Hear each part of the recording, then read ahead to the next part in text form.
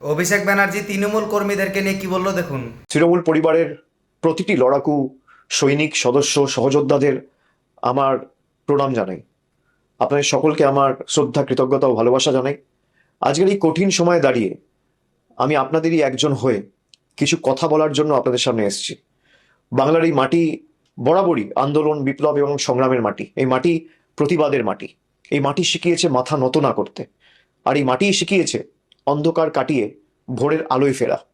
আমি জানি গত কয়েকদিন ধরে, বিশেষ করে 4 তারিখের পর থেকে আপনাদের ওপর দিয়ে যে ভয়াবহ ঝড় বয়ে গেছে এবং যে তাণ্ডব লীলা চলেছে, বাংলা বিরোধী বিজেপি আশ্রিত দুষ্কৃতীদের হাতে তৃণমূল কংগ্রেসের কর্মী সমর্থক শুভানুধ্যায়ীরা ইতিমধ্যে বিভিন্ন জায়গায় আক্রান্ত হয়েছে এবং আমাদের দলীয় কার্যালয়গুলিতেও ভাঙচুর করা হয়েছে। সব থেকে যন্ত্রণাদায়ক যেটা, সেটা হচ্ছে রাজ্যের বিভিন্ন প্রান্তে নির্বাচন পরবর্তী হিংসায় যারা শান্তির বাণী শোনাতো, তারা 4 তারিখে জোর জবরদস্তি ক্ষমতা দখল করার পরে আমাদের 10 জন একনিষ্ঠ